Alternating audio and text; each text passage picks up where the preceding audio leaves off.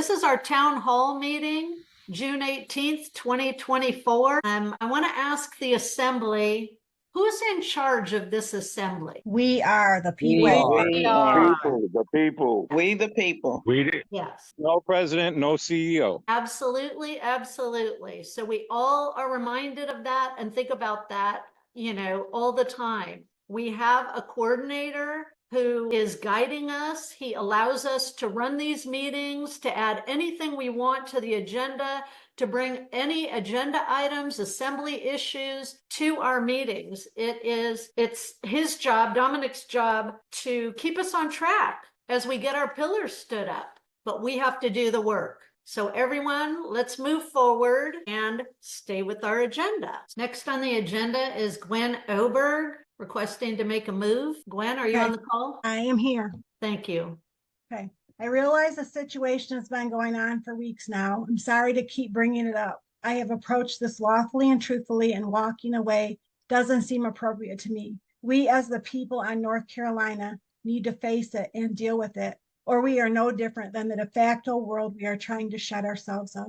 We need to find our way to peace. This started with the May 7th business meeting, when requirements were placed upon us from the International Business Pillar Assembly. Knowing that was wrong, a couple others and I objected after asking questions and having them confirmed by NITI that indeed those requirements were warranted, and Anna had even been involved in their existence. After Anna's article 4810 on May 13th, which made it clear the objections were correct and Anna didn't have a hand in the requirements. Then on the May 14th meeting, the message changed and the objections were said to be misunderstood. The requirements were said the objectors were said to have misunderstood the requirements. So no, we didn't misunderstand. No, we did not object incorrectly. We shouldn't have taken it offline and had private conversations. We may have used the word application instead of interview. And yes, we did hear similar experience of being married 20 years with children, but I'm not sure what that could be unless you're an actor or actress playing a role of that. Those points were irrelevant. The requirement should have never been made, period. There is so much conflicting speak between the meetings, the phone call, the international public notices. NITI started her international business pillar assembly meeting on 5/20 with "we didn't receive their report well, but we are young assembly. We should have just come quietly to them and asked them to correct the requirements." Others made the same statement on the assembly meetings. Dominic had explained during the opening of the May 14th meeting that this wasn't a private matter and that we brought the objections correctly. He also had to explain that again on the May 20th International Business Pillar meeting. And still on the June 8th phone call that you all received between NITI, when NITI called me, it was brought up to me again that I should have came directly to NITI. And the second outstanding question was about NITI's incorporated status. Was she incorporated, and did that keep her from being eligible to serve as a citizen? NITI responded she needed her merchant account, had dissolution papers prepared but not filled yet, and was not licensed. It was never about anything more than being incorporated. The question was never directly answered. In chat, it was said that the Farm to Fork Meat Riot Corporation was a unincorporated commercial company by Rohit.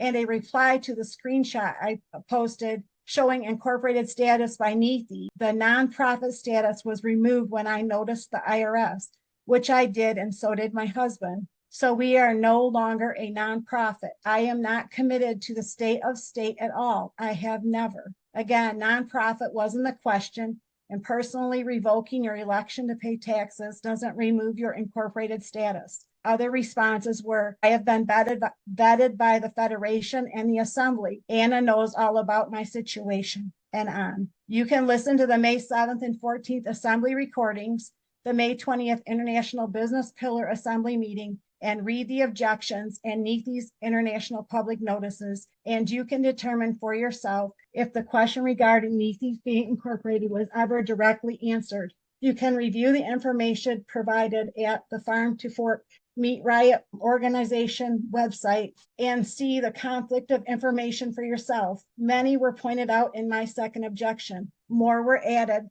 with the June 8th phone conversation recording. I challenge Neethi or any other assembly man or woman to bring proof that in any of my objections or any of my words during any assembly meetings where I bared false witness as claimed on Neethi's notice of objection. Neethi and Rohit claim attacks for weeks, ambush, assail, and that we were enraged.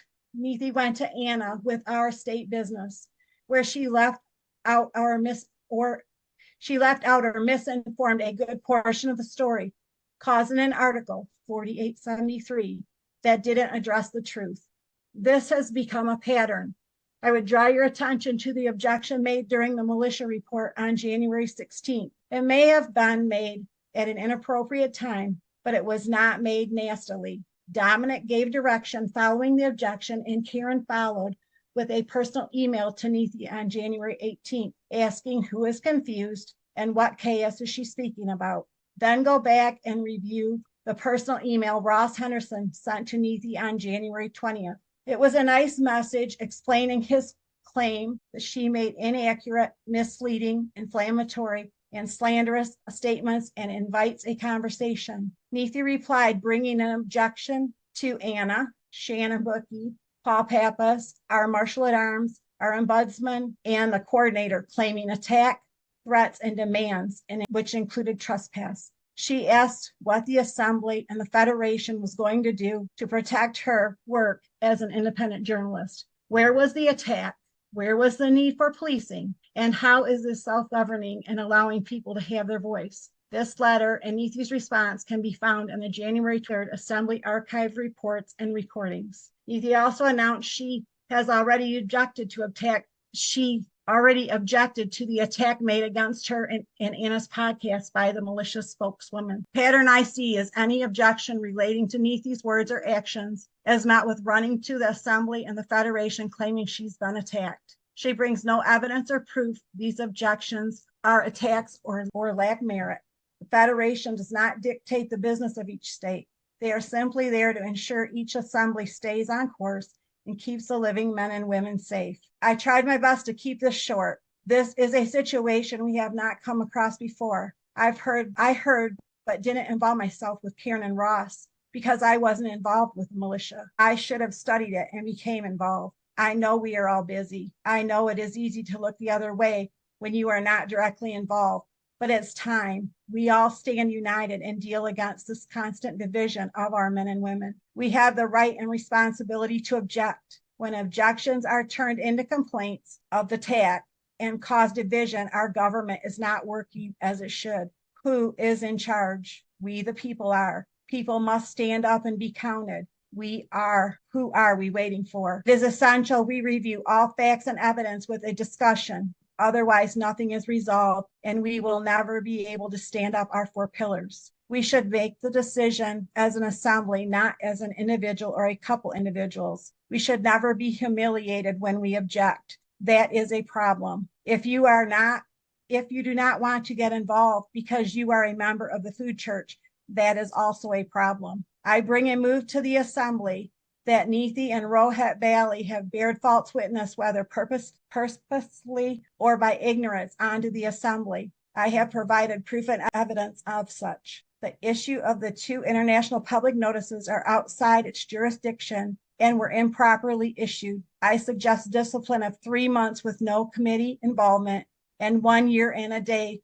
restriction from chairing a committee. This time would support a substantial need for additional learning to be done. I also bring a second move to the floor that we need to put together a General Assembly process and decorum to stop this from happening in the future. And then I'm going to open the floor for any questions. I do have some recordings that I can play. I don't know, there are a lot of them, but there's one main one that I would like to play before I yield the floor. Okay. This is in the International Business Pillar meeting on 5/20. Wait, let me slow it down. Okay, so hold on a second. I missed it. Oh my goodness. Anyway, what it's supposed to be showing you. Are you sharing screen, Gwen? No, I'm not sharing screen. Can you hear it? No, You can't hear what I'm playing? nothing. Okay. Well, I guess then I won't share any recordings. I was sharing the recording I actually spent a good share of this past week trying to get recordings of what one place was said in one thing and another was said in another. And there were so many, but I was going to show one where Neethi said in all cases she quit, but in the phone call to me, she said she didn't quit, that she was stepped aside because Dominic kept asking her to unwind the international business pillar. But I listened to the recording again, and there was never a request from Dominic to unwind anything. So I was just showing that as one example of the conflict of information that has been provided to the assembly. And so with that, I would open it up for comments and questions. Rosalie, may I? Yes, Rosalie? Gwen, what are you asking us? What are you asking us to do? So I put a move on the floor. There's discipline for actions of Neethi and Rohit for their bearing false witness and the way that all of this was handled. Thank you. Robert Scott? Yeah, I get the first move. Remind me what the second move was for? For us to do decorum and general rules so that we can work together in peace and have unity and not have this happen again. Thank you. I second both of those moves. Thanks. Thank you, Robert. Ozzy? Thank you. My question, Gwen, is how did you determine the measurement of punishment? Is there a scale that is in place, or did you randomly choose what you thought would be adequate? So I gave it a lot of thought, and it seemed like an adequate amount of time for the offense, I guess. A year and a day is a standard time, I believe, for if somebody joins the assembly and they're from moving from a different state or something, they give a year and a day to kind of learn and get acclimated and stuff. And so I kind of used that timeline. Thank you. I yield. May I? Becky Rivenbark? Thank you. My question is about them being state citizens. Does that still stand, or do they need to be re-vetted for that? So I don't know that I'm qualified to answer the question, but that was one of the main concerns, was if they're state citizens and they're incorporated, that they would need to dissolve their incorporation in order to be able to be non-affiliated with the state. And to my understanding that has already happened. I did not relook at the Secretary of State site to see if it's been taken down yet. Thank you. She made a mistake. Ronnie made a mistake. That's fine. But put a punishment in place for 1 year and a day, I believe that's overstepping on a corporation that's just starting, or a company, state assembly I think that's too steep of a punishment. I yield. So the discipline process was not because they made a mistake and were incorporated. They can certainly be incorporated. It's their choice. The actual discipline the move for the discipline was put in because when she was asked if she was a citizen or if she was incorporated, she skirted that for 2 meetings and has divided our assembly and has caused division within us. So what would you consider would be an appropriate discipline, or none at all? I'm not saying that there should not be discipline. I'm saying that we need to look at it because we're still trying to grow the assembly. And if we take off and we put in this type of discipline when we're trying to grow the assembly, then what we can turn around and do is we can have other members look at it and say, I just might not want to come and get involved.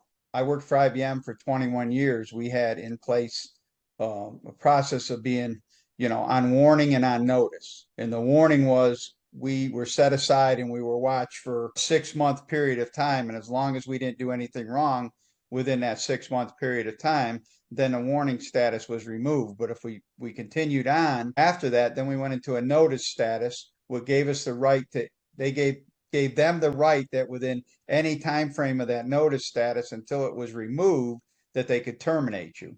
So what I'm looking at is we're an assembly trying to get up, we're trying to get running, we're far ahead of other states. And I'm just thinking that a year's too much. 6 months, a warning, 6 months watched. If it continues on or doesn't get corrected in that period of time, then you go farther. Cynthia, I yield. Thank you, William. Cynthia? As the Marshal at Arms of North Carolina, I have been working on decorum as well as the policies and procedures. We will be introducing those, and that is, according to the Federation, the standard. So whenever there has been this for weeks going on without just coming forth and admitting or telling the truth, this has now caused issue for week after week after week. I believe this is 3 or 4 weeks now that this has been carried on. And I do have the decorum as well as the policy and procedures. We will be introducing those in the next couple of weeks. The Federation has handed those down as standard, including or Robert's Rules of Order. I yield. Robert Scott? Yeah, William, great observation. Here's the skinny. Yes, there was an issue with incorporation. Yes, it got skirted. The issue here is not about the incorporation. The issue is about bearing false witness. Bearing false witness is a commandment. It's a law. It comes in many forms. You can outright defy, you can twist, you can bend and skirt issues. All of that counts as bearing false witness. All we have to do here is tell the truth. And we're not here to judge people, but we have to take a step and say, stop the de facto approach and start being honest. There was an issue also in objections where Neethi said she was vetted by Anna for the position on the international business pillar. That was not true. There were, this is not just one false statement. This is a combination of false statements. And rather than pick on Gwen for taking the time and energy to go through and define them for people, or pick on the people who took the time to outline the objections, go back and read the objections. They weren't made up. And no matter, Neethi's a fine lady, but it doesn't change the fact that we as an assembly need to stick with the truth. And I had recommended 18 months. To go a year and a day is already lenient, in my opinion. I yield. Thank you, Robert. John Scardina? Thank you, Jeanette. So my question is a couple questions for you, Gwen. So you mentioned the international business pillar meeting where Neethi quit. I also watched that video actually several times, and I agree. It was quite clear. It was it's like, well, never mind, then I quit. If you heard the same thing that I heard, and you know that if someone leads a committee and they quit, they're ineligible to ever serve in leadership again, why would you put forth to the floor that there's a penalty of a year or whatever it was, instead of what really it should be, which is Neethi's ineligible to lead any committee ever again? So I think because when we're talking about decorum and how to maneuver the General Assembly, I think that's up for debate. And so I just put the year and a day because it seemed reasonable to me, and that would be, for bearing false witness and not coming forward with the answering the questions and causing the dishevel in our assembly. And so if we determine I don't know that is a ANA Federation regulation that they can't, if they leave, they can never come back. So I left that open in case we make a decision as an assembly that's not going to be, like, maybe we say, if you leave, you can't be on for a year and a day or something like that. That's why. I just wanted to say, slowing down the process of building the 4 pillars to correct the flaw in one of the pillars is crucial to the stability of the pillars. We have to base everything on the utmost integrity. Thank you, Neva. Rohit? Yeah, I want to know something. When is our coordinator going to step up and say that he is the one that asked Neethi to be the committee chair for that committee, and that he knows exactly how the business was run? When is that going to happen? So Rohit, that's irrelevant to what we're talking about right now. Yes, it is, because you're talking about us lying. And the coordinator knows exactly how our business is run. And he asked us to be on the committee. We've never lied. I don't know what you guys are talking about. There's plenty of conflicting information and things that are documented and recorded. Right, which the coordinator can clean up in 2 seconds if he opened his mouth. So may I? That or I am. So as the coordinator, I will open my mouth. And I do know and understand the business of the food church. And I knew that it was a non-for-profit, What I didn't realize at that time, that if you were incorporated, even as a non-for-profit, that it was a problem, and still know to this day, the food church. So don't call us a liar. Correct it. Well, That's You're muted. You're muted. Dominic, you're muted. I won't tolerate another outburst. You will get kicked from the call. If you are not called on and you do not stay in your place in line, I will kick you from the call. Warning. I yield. May I continue? Yes. So I know that the food church did not do business with the federal government. I know that the food church doesn't do business with the state. When I learned that being incorporated was a problem, that's when it was brought to our attention, the meeting that Gwen is referring to. So when that was brought up, Rohit, about being incorporated, that's the piece that was denied. That's where the problem started. And it's been mentioned a couple of times. All you had to do is say, yes, we are incorporated as a non-for-profit. I didn't realize it was a problem. You didn't realize it was a problem, but the denial became the problem. That's what this assembly is objecting to. And then to continue to go down that path and deny the denial. That's what your assembly is questioning. You know, we are a young assembly. And we're going to make mistakes. I make them every single day. You all tell me I make them every single day. And you know what? When I make a mistake, I admit to it and we move on. But if we continually put ourselves in a position that we speak in truth, we always speak truth, but on video, and that's the problem. And that's the problem that the assembly members are having. And still to this day, it seems like there's the denial. Why don't we just back up and say, you know what? We all learned something here. Yes, I was. Okay, 3 weeks later, yes, we admit to it, but the damage has been done. That's the issue. It's not the fact that you were incorporated as a non-for-profit. We put the focus on the merchant account that really had nothing to do with it. It was being incorporated. That's the piece that nobody seems to get, but a number of our assembly members do get it. And the other thing is, I'm just the coordinator. The people on the assembly are the ones that are in charge. And if they choose to bring it to the assembly, their objections, just like Nefi's objections have been brought to the assembly, I'm bringing both. But at the end of the day, it's the assembly that makes the decision, not the coordinator. And believe me, I'm getting it from both sides, and I'm not saying a whole lot. Because it's the people. Remember that, assembly members, you are the power. You are the people that are in charge at the end of the day. And if you see something within your assembly and something is said, you have the right to speak. Anna, and just about every time she's on, whether it's a coordinator training call, whether it's her Monday night, or the Tuesday podcast, I don't think there's a meeting that goes by that she doesn't speak up and say, you have the right to speak. And so the coordinator's not going to shut the people down on North Carolina.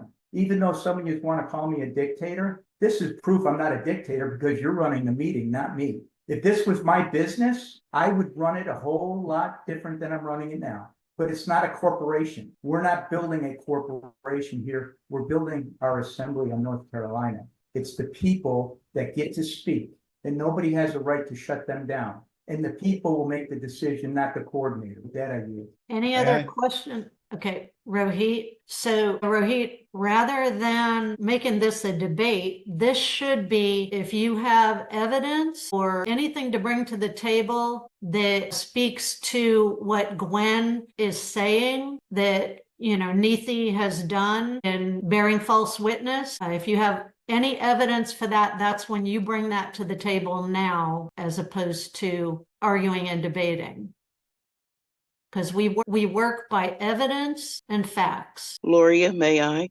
Yes, Gloria. Good afternoon, everyone. And today is my birthday, and I've been having a great day today. It's a good day for me. But I'm just trying to figure out, what are we doing here? Because I know that some of the things that Anna has saying, we've been doing a lot of things wrong. Anna said that on one of the podcasts, we need to correct it, all of us. Whatever we're doing wrong, Anna said we can correct it ourselves here on North Carolina. And I think that just like Mr. Perkins said, 1.5 years for Nefi to be out for whatever the cause is. I don't even know what the cause is, but that is just not correct to me. Reading Anna's articles, it's not right. And I'm not taking sides. I'm not on any sides. I'm speaking truth in what we do as the Ten Commandments. We walk in integrity. Everyone has a right to speak. We walk in integrity. And I just think that this is really harsh. And I don't know. Point of order. Loria, this is not the ombudsman's position to come in and sway the vote or twist or spin anything. This is not the ombudsman's position. Would you like to yield? Cynthia? Yes. Now, Dominic just said I can speak my piece here. He just said it. Anyone has a right to speak here. Now, he just said that. Ask a question or bring forth evidence, but you are not allowed to impose, spin, or twist. Okay, I'm not doing any of that. I just want to know, what are we doing? We have a motion on the floor with a second for a vote, and the standard decorum and rules that are fixing to be brought to North Carolina, this is them. Okay, Cynthia, I don't want to yell with you. We're not doing a yelling match. We love one another as North Carolina people here, and I'm not trying to sway anyone. Look, this is not the place for that conversation. Well, it just seems something to me here is wrong. And tonight, I'm going to be repenting, and I hope that everyone else here does the same, because something here is not right. I yield. I yield the floor. You repent then. Thank you, Loria. Anyone else? Any other facts or evidence to be brought that would say that this move should not be properly moved forward? May I? William Perkins, yes. Because I sure am confused. Okay. We're getting ready to vote on exiting somebody from their position for a certain amount of time. I believe everything that comes forward. Are we not? Cynthia, you're shaking your head 100 miles an hour. What are we voting on? No. That's the same as cutting in with her shaking her head. Well, no, I wasn't saying no to that. I was just saying that's not what we're voting on. We're voting. She's already relinquished her position. So she has stepped away from her position. That was her decision she made. We're voting on the length of time for the punishment. Are we not? For the bearing false witness and the drama for our assembly over the last few weeks. Okay. Can anyone tell me, when they were writing the Constitution of the United States, how many times did they write it to get it correct so people wouldn't be punished over and above what they should have been punished for? This is John Michael, may I? Yes. So when the founding fathers drafted the Constitution, they did so to create a service provider to provide the states with services. And that has nothing to do with us. I yield. You're saying the Constitution has nothing to deal with us, but yet we are the ones that are saying that this government is violating the Constitution so much that we have to put it back in place. So you're double talking. May I? You're double talking. So the constitutions were created to create the entities that provide services to us. So we are a party to the Constitution, but only to them. We have nothing to do amongst ourselves with the Constitution, except we're protected by the Bill of Rights from them. That's it. So the Constitution has nothing to do with anything that we do here. I yield.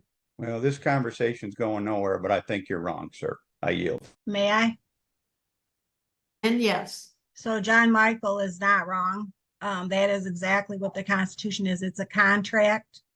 It's a contract between our founding fathers, the Americans, and the service providers, that they have the 19 enumerated powers that they have to abide by. So it's a contract. And so there's a lot of information on Anna's website that you can look at for that purpose of studying that. I yield. Thomas Rivenbark? Yeah, I just want to share with everyone that already been a punishment similar to this with about the same consequences. So it's not the first time we're doing it. I think this is a wonderful process. I guess what I'm saying is any type of penalty, I don't think there was any malice on their part. I think that this process is so new. You shift from being in business to and having to negotiate with people on a daily basis. As our coordinator mentioned a minute ago, we're all learning so much. I just think that it's a little bit of overkill to do a penalty. The person has said that, they've quit. They're not eligible for any more positions, it sounds like. So I don't think there was any malice there. And I think the whole assembly thing is Order. such a new Point idea. of order. Kevin, you're offering opinion on something that you're not familiar with. That's right. That's right. Just. I yield. Thank you. May I? This is Greg. Gregory, yes. Yo, hello. Greetings, everyone. We are American State Nationals, and this meeting is very important. And my opinion is we as people should always understand that we must stand on truth. We are no longer de facto. We stand on truth. Truth, truth, truth. I yield. Thank you, Gregory. Absolutely. Anyone else? Okay, so we've had discussion, we've had objections, we've had plenty of opinions. So Gwen, would you repeat the first move, please? Yes. So I bring a move to the assembly that Neethi and Rohit Bailey have bared false witness, whether purposefully or by ignorance, onto the assembly. I have provided proof and evidence of such. The issuance of the 2 international public notices are outside its jurisdiction and were improperly issued. I suggest discipline of 3 months with no committee involvement and 1 year and 1 day restrictions for chairing a committee. This time would support a substantial need for additional learning to be done. Thank you, Gwen. Second. So in our vote, I'm gonna ask for any nays first off. And if you are a nay to the move, then please put your hand up and leave your hand up on the screen until the vote can be counted. Is it a question about the vote or? Yes, it is. Okay. This being my first meeting, and Yes. I don't really know anything about this situation, do I have to vote? No, you do not. You can abstain, but we haven't got to that point yet. Okay, I just wanted to. That's fine. Thank you, Pamela. Thank you. It's Neva, ma'am. Is there such a thing as undecided? I feel that some penalty should be in place, but I'm not sure if I totally agree with the one proposed. Not telling the truth is very, very serious to me, but I don't have clarity about how that should be handled. So basically, it seems as though what Cynthia has talked about here is it's put down by the Federation, the rules and why Gwen even is proposing this punishment. So it's not something that Gwen just pulled out, herself. And as somebody else pointed out, this isn't the first time that this has actually been used. So this is protocol. This is procedure when someone has been found to be bearing false witness. And so basically this vote is on the evidence of that she did do it or that she didn't do it, basically, because the rule and the punishment is brought down by the Federation. So we're basically being a jury here. Pretty much. Thank you. Jeanette, may I? Ozzy, yes. Yes. When I asked Gwen that question, she didn't give that as an answer. She said that she thought that she would put something out there that she thought was fair. She did not say that her decision came from the Federation. And if I understood Cynthia correctly, she said that this information would be disseminated to us in the next week or so. So it seemed to me that it was sort of erratic. What she had chosen was based on an opinion versus something that had been established. Did I misinterpret that? Cynthia, would you give us some clarification on this, please? I yield. For those of us that have been in the assembly 5+ years, there has been discipline handed down to many states, many articles written, much information Anna has put out about leaving the battlefield, leaving your comrades in a foxhole to take on fire and to possibly give up their life in behavior of that. So what we went through and followed was the closest thing we could follow to Federation rules, articles, and things that had already been written.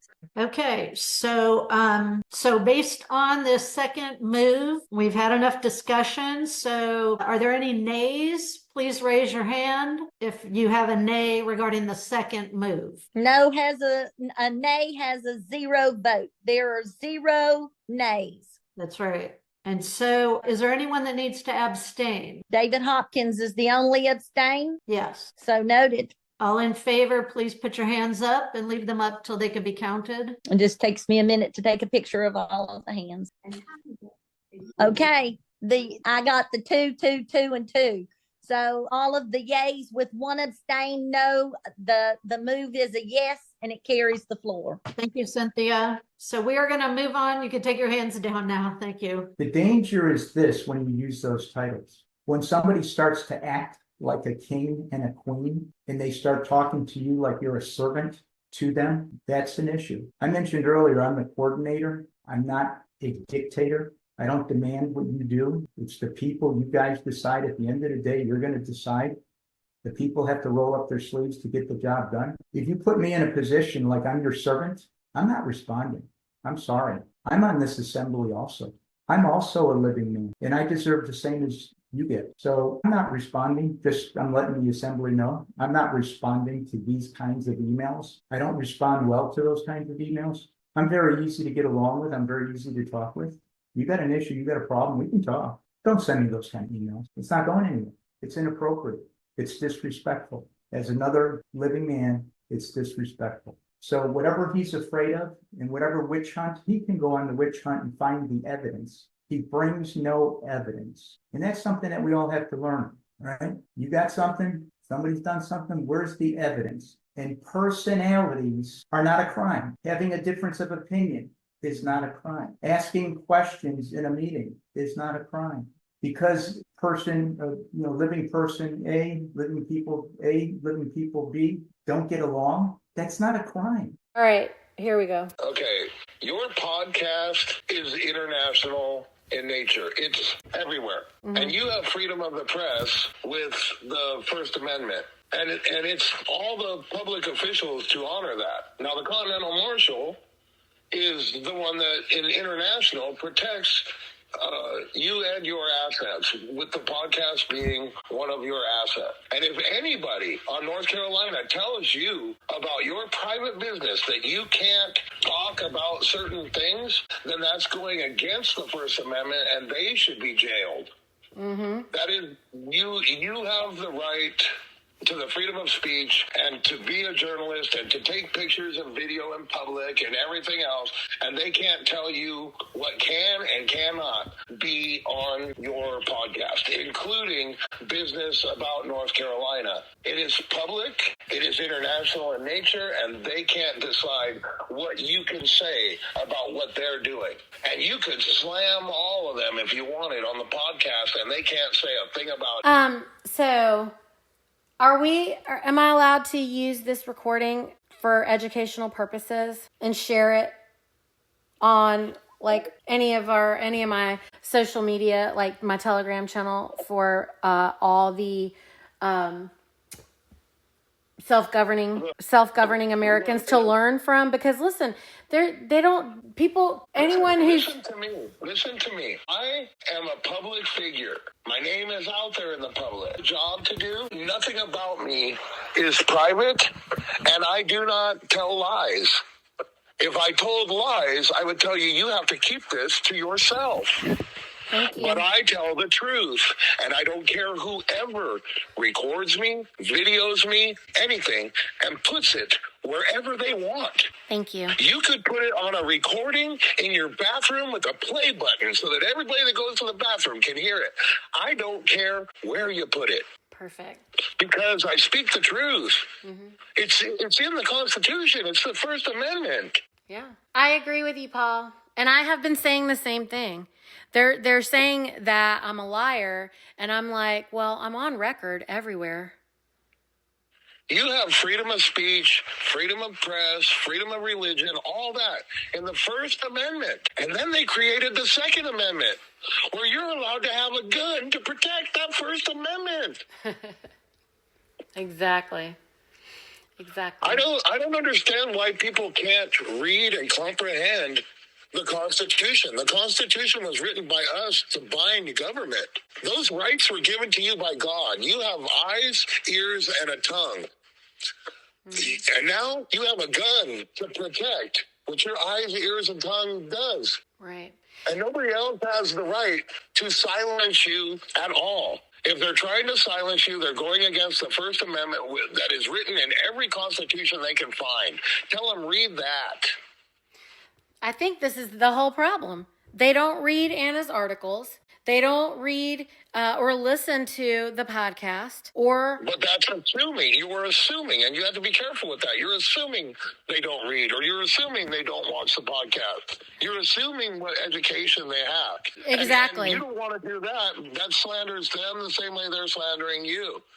But you have the freedom to report about anything you like. That's what I'm talking about. Sure. I guess what I was saying is that when there's someone accusing someone in an assembly of being a liar, and then people vote without any evidence. They don't even make the time to go to listen to any of the recordings, to actually know what was said and what was, what is the truth. If they don't actually investigate it. I mean, we as sovereigns, we have a responsibility to do our due diligence. This is why we have court. All you have to tell them is you are lying about saying I was lying. Exactly. And I have said that. Yeah. Now we go to court. Who was lying? Yes. Who was lying? And we're going to have a jury of our peers, all Americans. Tell them it's great. It's great right now. We can practice having a trial. Let's bring this in and see what the jury says. Who was lying? And we can bring all of our evidence. We can bring the victim. Who's the victim of this crime? There was no harm done. Right. Exactly. And actually, when you read the transcript, then you know that there was no lie. But you have to read it, and I can't make people read it. I don't mean to presume that they're not doing anything. What I meant, I guess, what was more accurate is that if they did look it up, if they did listen, then they would have already known what was actually said. So, what if you went on your podcast and publicly named everybody that has a seat on the North Carolina Assembly? What would they say about that? Exactly. Yeah, I mean... Because if they're doing international business, at some point, they're going to have to put their name in the paper. And a bunch of people from California walked away when they figured that out. Well, this is public. We've been telling them. I keep telling them. I'm like, listen, if you are on the assembly, if you're participating on the assembly... in any capacity, which we're not obligated to do. We're not. Americans actually have no obligation to serve their government. I mean, and we want to serve right now at a time like this when they're saying that our people don't even exist. We're in supposedly interregnum or whatever. Our government is absent. Yeah. You know? And there's nobody here to even figure out who to chair these positions. I mean, we're trying to figure all the positions out. So obviously, as we're figuring each of the positions out, because we haven't had this government in place for over 150 years, then we're going to be making mistakes as we go along. You know what the funniest comment was? The funniest comment was that, you know, they didn't want anyone who was in any of these positions who had a de facto education. I was like, really? Because that's funny. Everybody has that. That's funny. You just need the people to come in. Every assembly just needs to keep throwing out life vests and getting people on the land. And then you have to pick who's the best to do it. Who's the toughest? Is Cynthia the toughest marshal at arms? Will Cynthia go guns a-blazing if there's a problem with Doug? I don't think so. Well, nobody else does either. Right. So she's only holding down a position so that the state can be recognized. Everybody needs to hold down that position. 100%. You're not a good business assembly chairman. Cynthia is not a good marshal at arms. Dominique is not a good teacher. Right. It doesn't matter. You just need people's names in those spots, learning those spots so that they're recognized, and continue saving others so that you can get more people there to make those decisions that are smarter at it than us. Exactly. We need placeholders. That's all we were trying to do. And there's no harm in doing that. And we all just need to love each other enough and get to just be able to get through this reconstruction.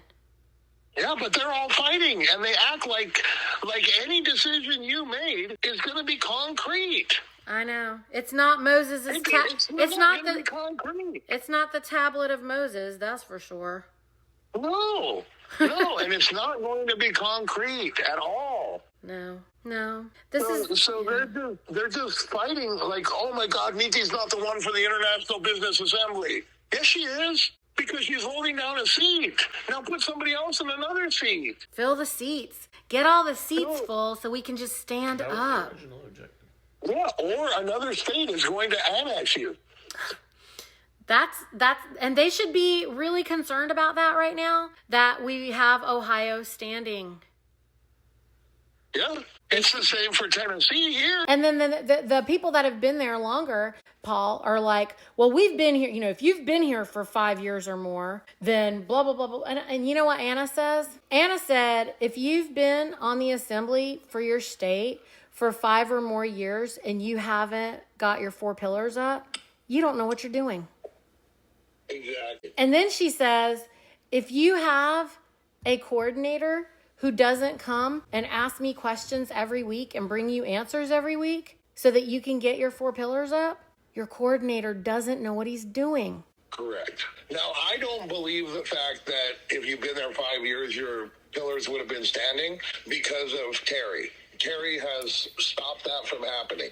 Sure. I think that the problem, like we said, is there's no mic. Everybody in the General Assembly is supposed to be able to speak their piece. And they don't need to plan it out ahead of time. They can speak it in the moment when it's appropriate. Why would somebody come start an assembly by telling people what to do? This is the chaos.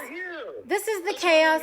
This is the chaos and the confusion that is happening. And it's happening on North Carolina, but I know that it has happened on many other states. And it will continue to happen in brand new assemblies because everyone is coming in from the de facto and they need to realize, that this is different. No one knows how to just love each other. They've been divided for so long. I don't understand why we're not smart enough to treat each other with kindness and wait for a crime to happen.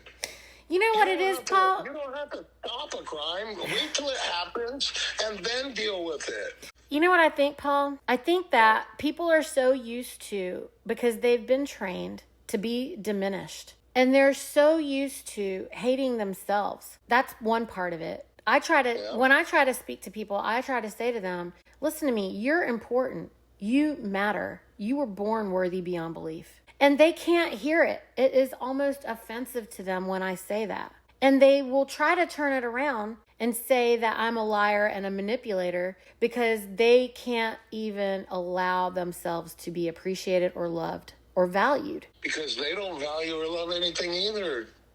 It's part of the de facto training. It is what they've done to us. They've damaged so many lives in that way. They didn't want to know what the conversations were because there were many conversations with more than one person. But that's kind of water under the bridge at this point. I just think that it's really revealing of the immaturity of the assembly. There's no reason for there to be any warring going on amongst us. And there's just no reason why we can't all work together. I mean, there's no reason for it. But if it helps them for me to just focus outside of the assembly so that they can get it done, the problem I see is there's not very many people willing to sit down or stand up and do anything. And there's, like you were saying, Paul, like I'm not the best person for it, but there isn't anybody else who has enough knowledge about all the aspects of what we were doing. Oh, I was talking to Michelle about the numbers, and it was shocking to me how many people were actually participating versus all the population that you guys have over there. And I think that we exceeded them on North Carolina with member participation in assembly calls. So I really was feeling like North Carolina was doing something really good, that it was really going to be big and right because we had the most people coming into the calls considering the population. We have more people every week on our assembly calls than any other place. First of all, that's number one. I don't know anybody else who has that many people. It's between 40 and 60, sometimes 75 every week. They need you just as bad as you need them. Everything you're trying to do for your daughter you need them. So to walk away from it or whatever is a mistake in my eyes, because you need the assembly to help others so that their children don't die. Right. Well, it's hard. It's hard to work with people who don't want you to work with them. They don't want to work with you. And I think that it's incredible that they would rather limit who it is that they're going to work with when we don't even have hardly anybody to do the work as it is. Well, there is great love here for everybody. I don't have any hard feelings. I've already been through so much. Like, they don't know that.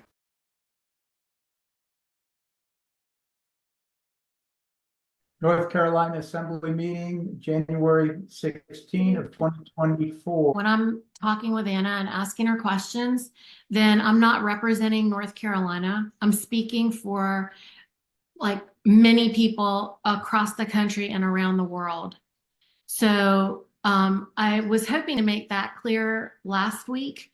I know we had a lot going on with the storms, but I hope everyone here knows that when we're working with Anna on the podcast, we're not representing North Carolina or speaking for North Carolina or asking questions just for North Carolina.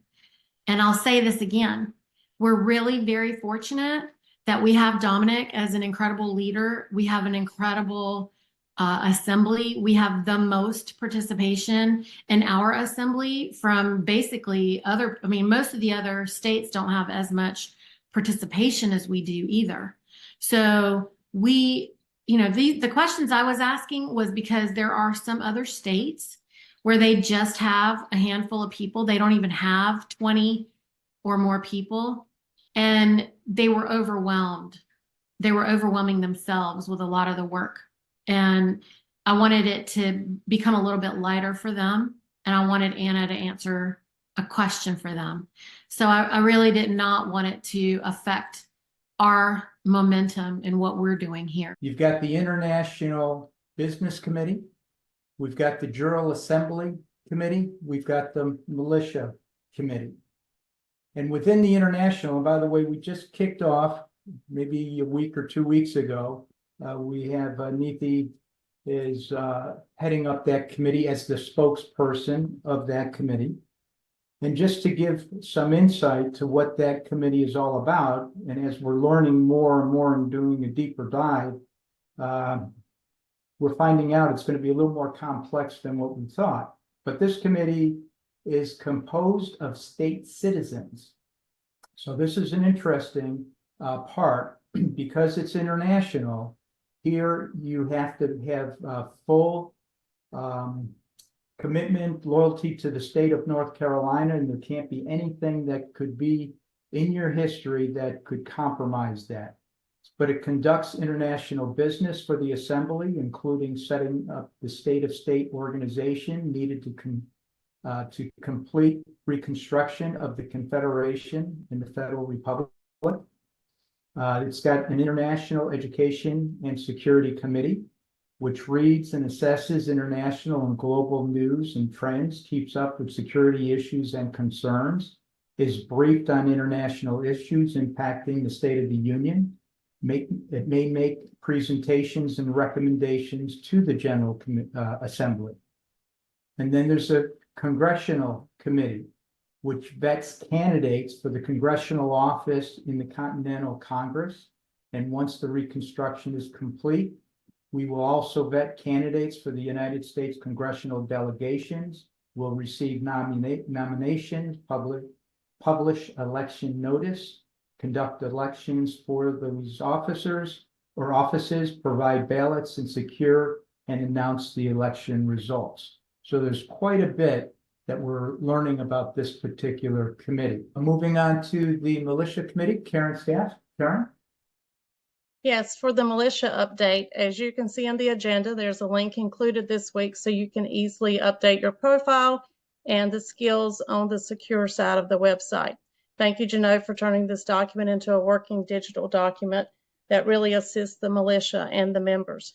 The militia committee has positions to fill. If you're interested in chairman, co-chairman, secretary, recorder, or treasurer, please apply through an email.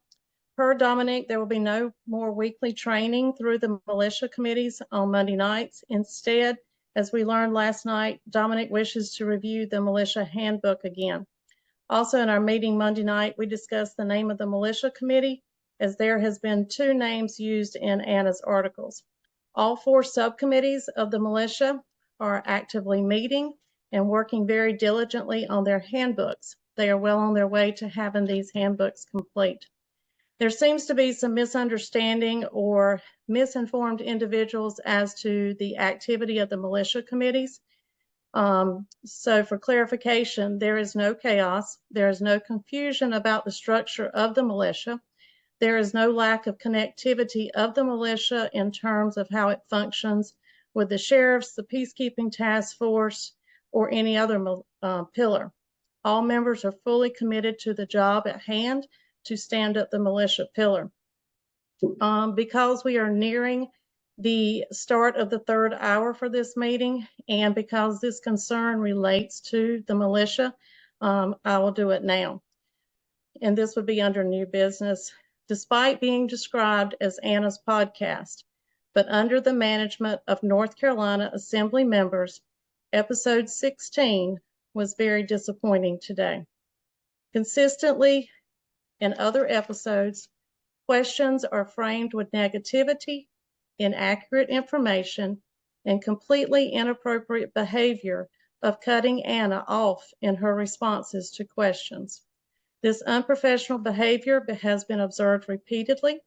It's been ignored, and it's been disregarded as anything important to our assembly, despite concerns being addressed.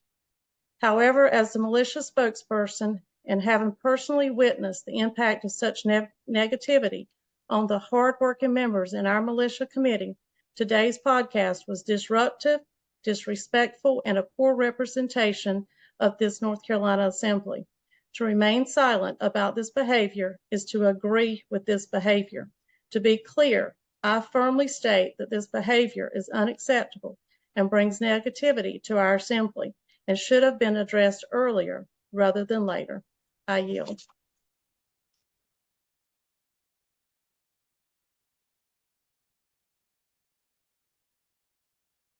All right, the International Business Standing Committee. Neethi? Thank you, Dominic.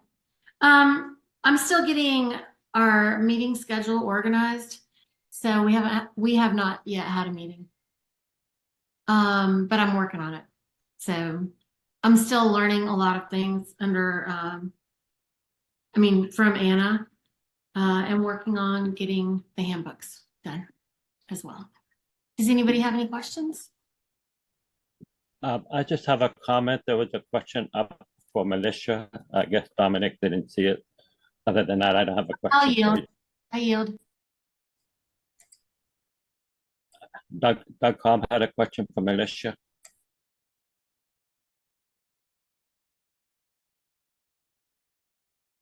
We've moved along. All right, so I do want to remind everybody, if you've got personal issues, we do have the ombudsman.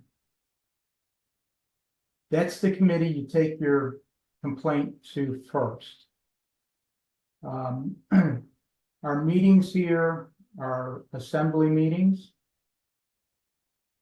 If you've got an issue that you want to raise in the assembly, the protocol is that you get to me before Sunday night and we'll get it on the agenda. If you can't get to me by Sunday, it's not going to get on the agenda. We're going to keep order. If there's an issue that I'm not even aware of, it's not to be brought up here, because what happens is you distract the entire meeting. Tonight, we don't have time for extra activities, but if you've got a grievance, the process is you first go to that individual, you have a discussion with that individual, you can't resolve it there, you go to the ombudsman. I get a lot of people calling me wanting to complain to me about everything. Let's start using the practices that we have in place. We're self-governed. Follow the process. And when we can't get it resolved after the ombudsman, small group of people getting together, then we'll bring it to the assembly, but not before all those steps.